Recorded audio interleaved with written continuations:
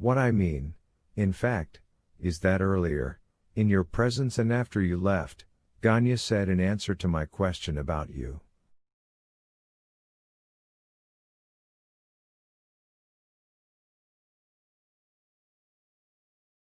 He knows everything, no need for ceremony. Now, what does that mean? That is, I'd like to know to what extent. Suddenly Ganya and Tin came in. Nina Alexandrovna at once fell silent.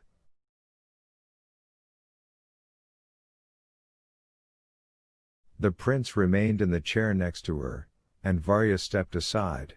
The portrait of Nastasia Filipovna lay most conspicuously on Nina Alexandrovna's work table, directly in front of her.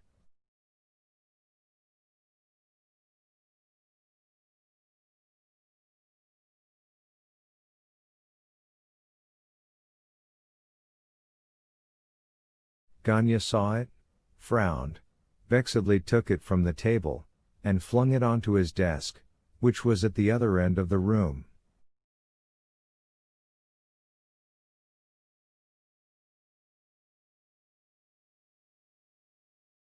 Today, Ganya? Nina Alexandrovna suddenly asked.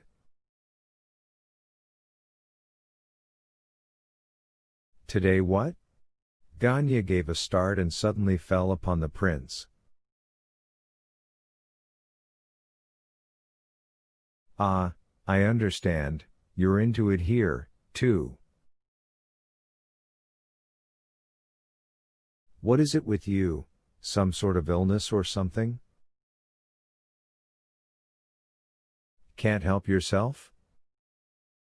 But understand, finally, Your Highness. I'm to blame here, Ganya, and nobody else, Tin interrupted.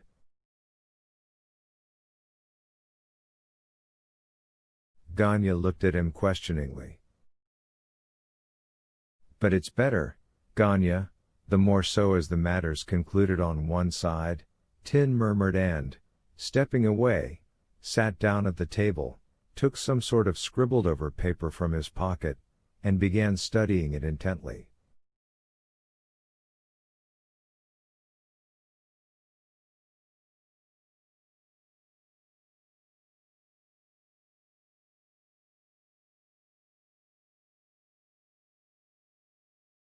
Ganya stood in gloom, waiting uneasily for a family scene. He did not even think of apologizing to the prince. If it's all concluded, then, of course, Ivan Petrovich is right, said Nina Alexandrovna. Don't frown, please, and don't be vexed, Ganya. I won't ask about anything that you don't want to talk about yourself, and I assure you that I am completely resigned. Kindly don't worry.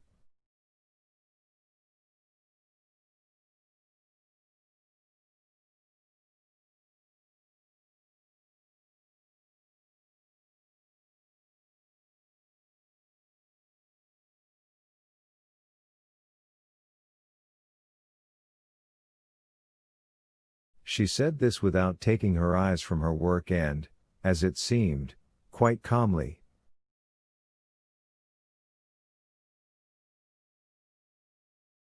Ganya was surprised, but remained warily silent and looked at his mother, waiting for her to speak her mind more clearly.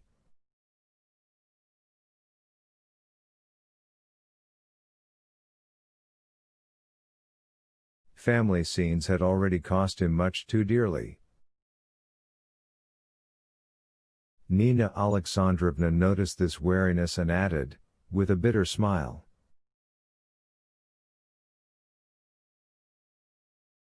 You still doubt and don't believe me. You needn't worry, there will be no tears or entreaties, as before, at least not on my part. All I want is for you to be happy, and you know that. I am resigned to fate, but my heart will always be with you, whether we stay together or must part.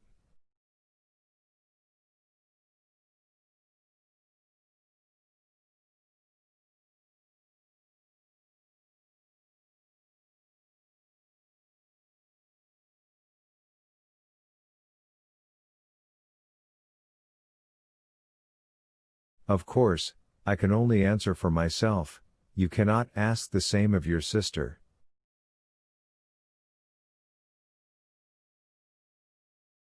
Ah, her again! Cried Ganya, looking mockingly and hatefully at his sister. Mama! Again I swear to you something on which you have my word already, no one will ever dare to mistreat you while I am here, while I am alive.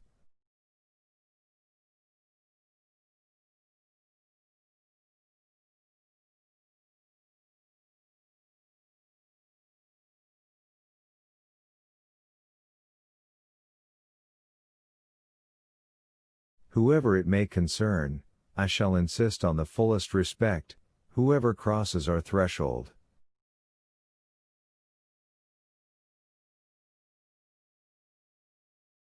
Ganya was so overjoyed that he looked at his mother almost conciliatingly, almost tenderly.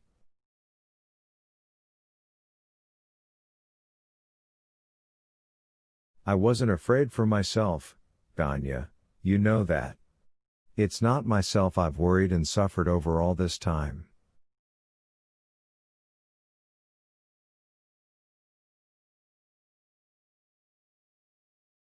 They say it will all be concluded tonight? What will be concluded? Tonight, at her place, she has promised to announce whether she gives me her consent or not, replied Ganya.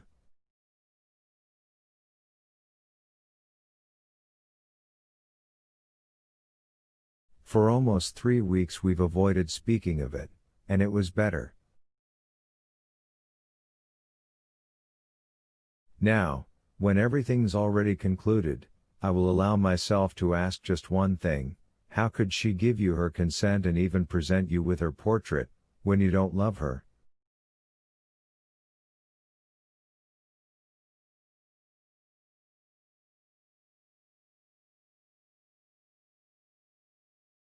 Can it be that she, being so experienced, you mean? That's not how I wanted to put it. Can it be that you could blind her eyes to such a degree? Extraordinary irritation suddenly rang in this question. Ganya stood, reflected for a moment, and, not concealing his derision, said,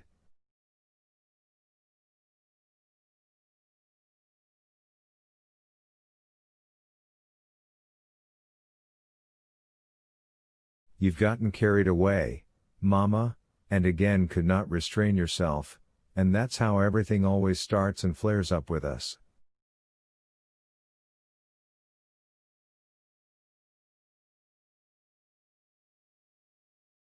You said there wouldn't be any questions or reproaches, yet they've already started. We'd better drop it, really, we'd better, at least you had the intention I will never leave you, not for anything, another man would flee from such a sister at least, see how she's looking at me now.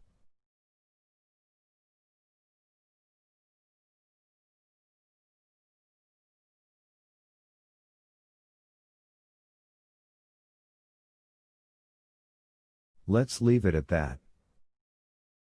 I was already rejoicing so, and how do you know I'm deceiving Nastasia Philippovna?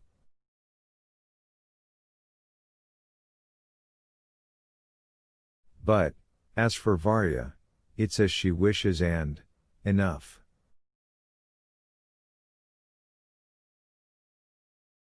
Well, now it's quite enough. Ganya was getting more and more excited with every word and paced the room aimlessly.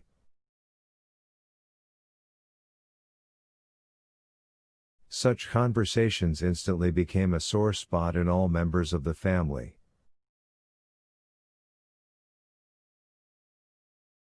I said, if she comes in here, then I go out of here, and I'll also keep my word, said Varya.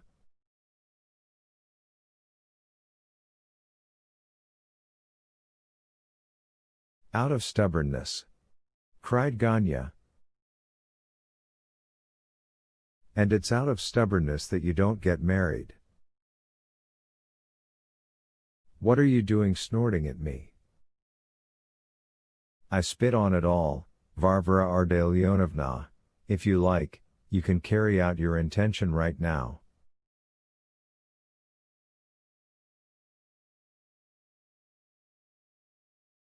I'm quite sick of you. So, you finally decided to leave us, Prince? He shouted at the prince, seeing him get up from his place.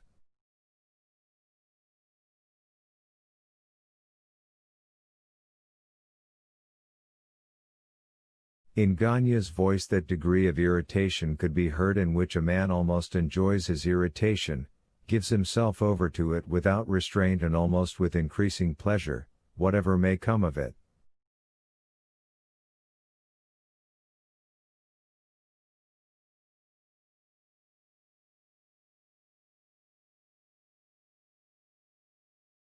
The prince turned around at the door in order to make some reply, but, seeing from the pained expression on his offender's face that with one more drop the vessel would overflow, he turned again and silently went out.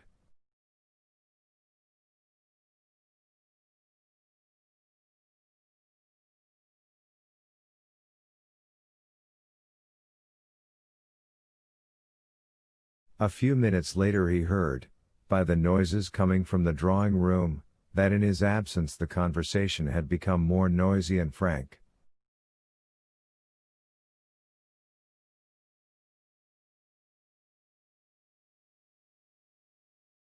He went through the large room to the front hall, in order to get to the corridor and from there to his room.